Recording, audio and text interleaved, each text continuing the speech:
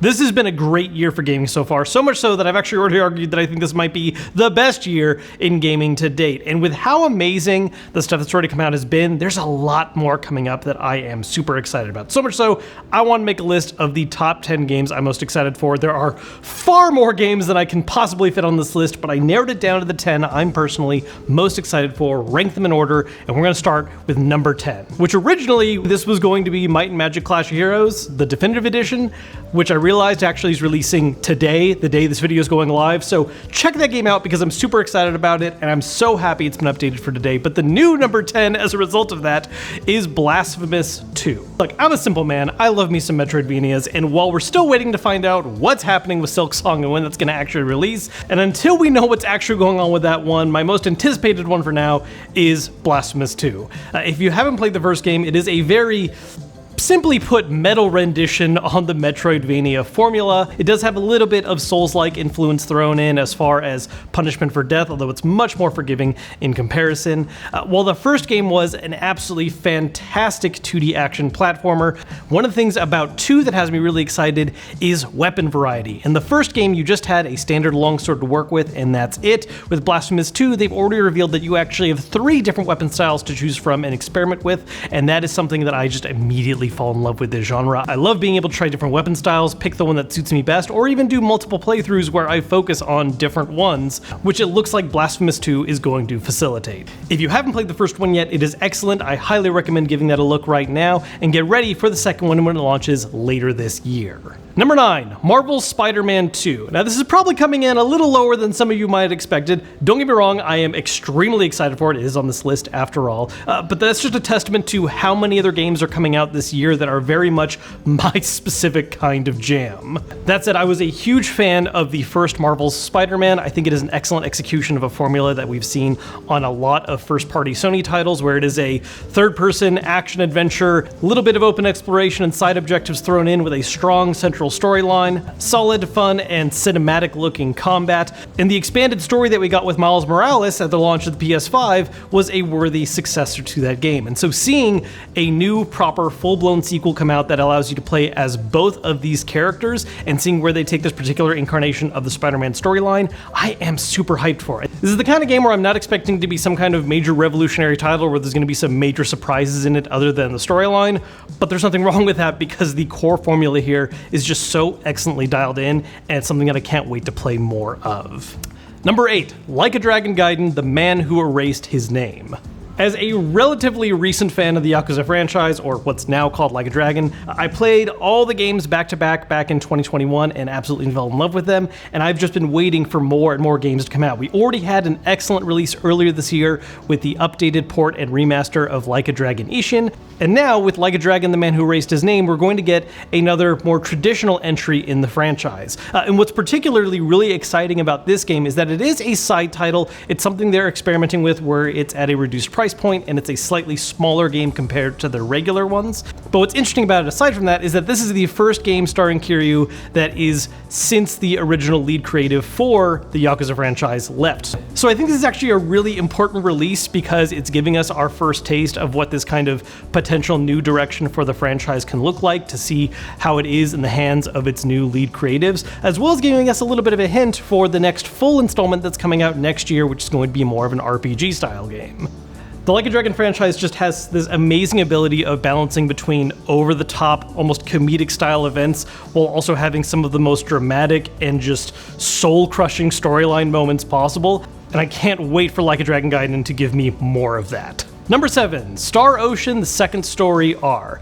This was actually a really cool, pleasant surprise for me earlier this year, because before the game was officially revealed, there was actually a leak that this game was happening, but with the name Second Story R, it sounded like it was going to be a relatively simple port job of the game that was released back on the PSP, because that's what happened with First Departure R back in 2019, and that is not the case. This is a more thorough-looking remake of Star Ocean: Second Story, regarded by a lot of fans of the series as being the best game in the franchise, because it is, and it's very exciting to see it get a fresh coat of paint in a new form and a visual style that I think looks beautiful. A lot of people have been fans lately of the HD 2D art style that we've seen in games like Octopath, Triangle Strategy. A few other upcoming titles are messing with that as well. I think that does a great job of capturing the style of 16-bit era JRPGs and bringing them to a modern format. Second Story R does this approach that I think does an excellent job of capturing the PS1 era of JRPGs, where you have these still pixelated style looking characters and sprites, but they're on these much more beautifully rendered, fully detailed backgrounds that feels a lot like the pre-rendered backgrounds that you would see a lot during the PS1 era.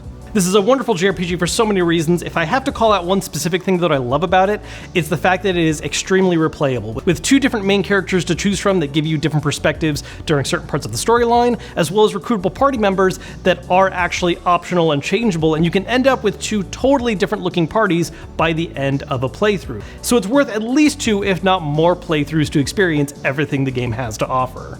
If you've never played any game in the franchise, don't sweat it. The storyline basically stands alone well enough. You could go check out First Departure R if you want to right now. That is the first game in the series that does have some light ties to it and is a solid JRPG in its own right, but Second Story is definitely the bigger, better game in the franchise, and it's awesome to see it come to modern platforms with some new visuals. Number 6, Mortal Kombat 1. Confusing name choice aside, because the game is being rebooted for a second time, I've really loved the direction that the later NetherRealm Mortal Kombat games have gone. Ever since the first Mortal Kombat reboot back in 2009, followed by 10 and 11, I think they just added a breath of fresh air to the franchise that I've really enjoyed, a certain cinematic flair that is fantastic, and I think one thing that they've managed to nail a lot better than any other fighting game franchise out there right now, single-player support. Don't get me wrong, I enjoy playing fighting games as the competitive genre that they are, but Mortal Kombat in particular I think has tapped into a really interesting gameplay flow for a lot of their games, where if you don't want the stress of jumping online and playing against some other fighters and you just want to do some single-player stuff over and over again and try different match types or experience the game's story mode, that is something they've dialed in that no one else has, and I'm very excited to see what they do with Mortal Kombat 1. I already got the chance to play it a little bit during the beta that went on earlier this year, and it was a ton of fun. I absolutely love the new direction they're taking with a lot of characters. The new version of Liu Kang being Fire God Liu Kang is so freaking cool to me, and there's a lot of characters that I traditionally don't care as much about that I really like the twists they're putting on them so far. For instance, Rain being restyled as just, instead of being the purple ninja, is now more of a wizard-style character that just really stands out a lot more as something new and different. With how many awesome fighting games are launching right now, I don't know if Mortal Kombat 1 is going to become the one I actually end up focusing on the most, but I do know that no matter what, I am going to have a ton of fun with it when it launches in September. Number 5, Super Mario RPG Remake. A lot of what makes these next 5 games on the list really exciting for me is how many of them, either as part of their own franchise or as part of the franchise that they're paying homage to, are really formative games for me, and Super Mario RPG is definitely one of the highest of them. The original Super Mario RPG was actually my introduction to the JRPG genre. I never played any of the older Final Fantasy games before that, I never experienced Dragon Quest. Super Mario RPG is where I first got to play this style of game, and I utterly fell in love with it. It is one of the simpler takes on the genre as far as the combat mechanics and character building and such goes, but there is a charm to it and a filling out of the Mario setting that for its time was something so very different. We had a whole bunch of different Mario games back then, but this was the first one that really felt like the setting became something that was this living, breathing thing. And we have had some Mario games that are kind of spiritual successors to it, like Paper Mario or the Mario and Luigi games.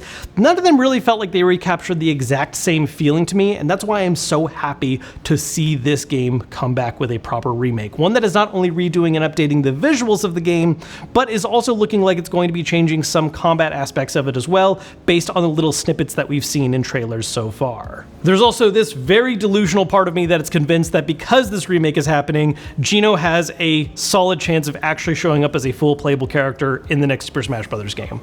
Not gonna happen, but I choose to believe right now. Number 4, Armored Core 6. Armored Core is a franchise that I loved so much, particularly through the run of Armored Core 2 and Armored Core 4 Answer, and it's one that From Software has let be dormant for quite some time now. The immediately previous games in the franchise, 5 and Verdict Day, were not really the best ones, a large part of that being the fact that they were experimenting with trying to do a more multiplayer-driven game, which was very popular at the time on the Xbox 360 and PS3, and since those games, they basically took a break and focused on a whole lot of other games, like revolutionizing a whole action genre with Souls-like games. And finally, after almost exactly 10 years, we're getting a new proper entry with Armored Core 6 Fires of Rubicon, and it looks gorgeous. The gameplay we've seen so far, the pacing of it, the size of the stages, and sense of verticality are all things that just make me so excited to have them revisit this genre and do something a little bit more new with it on modern day consoles. Based on the snippets we've seen so far and some early previews,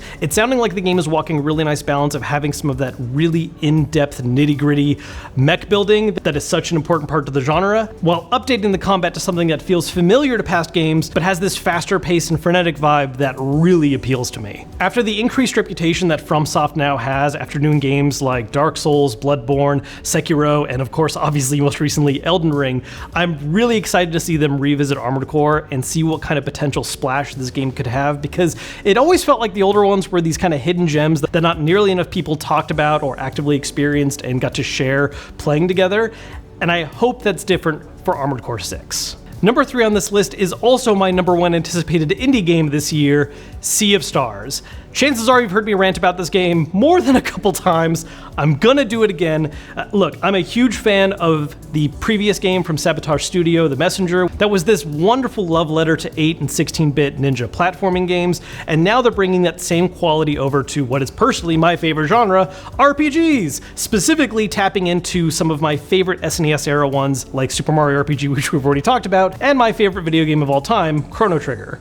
Sea of Stars is clearly wearing its influences from these games while also doing a lot of its own unique spins, and thankfully I've already gotten the chance to play some of this firsthand after they released a demo for it on Switch, PC, and most recently Xbox. It has not come to PlayStation just yet, but is supposed to be getting the demo before the full release of the game. I highly recommend checking it out. I think there's a lot of really interesting, neat ideas here where it's able to balance, bringing back a lot of the flavor of those classic games while doing its own thing enough that it does feel like a distinct and interesting and new indie RPG. It might be a brand new IP from a relatively newer indie dev, but Sea of Stars really manages to tap into the feelings and vibes of games that were just so important to me growing up and are still some of my favorite games to revisit and experience, and I'm so excited to see what the final version of it looks like. Number 2, Starfield. For a while when I thought about what my most anticipated game of this year was going to be, this was the one that I usually went back to for number 1 until it got beaten out recently, which we'll talk about. But there's a reason why I'm so excited for it. I'm a longtime fan of Bethesda's single-player RPGs. To this day, Elder Scrolls 3 Morrowind is still one of my personal top 5 games of all time. And while there have been some decisions and adjustments and changes with their later games that I'm not as big of a fan of, there's a certain magic that comes with their games that I cannot deny just gets me utterly hyped. The sense of exploration, getting yourself lost in this other setting and learning the lore of the world. And in this particular case, what makes Starfield very exciting is it's really the first new IP they've done in a very long time. Even when they started doing Fallout, that was taking over a previously existing IP, and all they've done is basically Elder Scrolls and Fallout until now with this brand new space-aged focused game. Everything they showed us at the most recent Xbox showcase looked absolutely incredible. There are some aspects of it that aren't necessarily for me personally, like some of the base and shipbuilding focuses, but as far as the character creation, the companions, the worlds that you can visit, and just the sense of freedom and exploration that comes with that, I think there is so much potential for this game to be incredible. Or it'll just launch with a whole lot of really silly bugs, and I'm gonna have a great time seeing those as well. Number 1, Baldurs Gate 3. When I think about what in particular makes me excited about this game, the key word is reactivity. The concept that what happens in the game storyline and the way that NPCs react to you is heavily rooted in how you play the game. What kind of character you create, what decisions you make during the game's storyline, which companions you bring along with you and interact with more. Just the way that the world actually does feel like it's being shaped a bit by your approach and play style, and you actually get to build out your version of this story and the way the events play out is something that is extremely compelling to me. Larian has already shown they can do a really great job with this style of gameplay and formula with Divinity Original Sin 2, but Baldur's Gate 3 I think has the added bonus for me personally of being, well, based in D&D and the D&D universe, something that I do consider myself to be fairly familiar with, and so it just scratches this itch very differently in a way that is so much more exciting to me. I have already spent a lot of time in the game's early access, playing different character classes, trying out different choices, seeing the different things you can do with that, and it's already shown a lot of great variety that they've already kind of teased that the final version is going to have even more stuff than we've seen so far. While there are a whole lot of amazing video games that have already come out this year, and a whole lot more on the way that I've been talking about in this video, I honestly do believe that based on the snippets I've been able to play, as well as the stuff that's been shown so far for the final version, there is a distinct, very strong chance that this will become my personal game of the year. At least, that's my hope. Who knows? Maybe after all these games release, I'm going to have a way different order for all of them, and I'll end up hating Baldur's Gate 3. Only one way to find out, actually playing the games. But as of right now, these are all the ones that I am very excited for. I think no matter what, it's safe to say that there is more than enough stuff to play the rest of this year. I couldn't even get close to fitting all the games I wanted to talk about. There's just so many amazing games to play this year. I can't wait to get my hands on more of them. So let me know what you guys think down below in the comments. What are your most anticipated games for the rest of 2023? What are you hoping to play? What are you hoping makes it in time to be released this year? Let me know down below in those comments. As always, if you enjoyed this video, hit that thumbs up button to let me know. Subscribe if you haven't yet, and I'll see you guys later.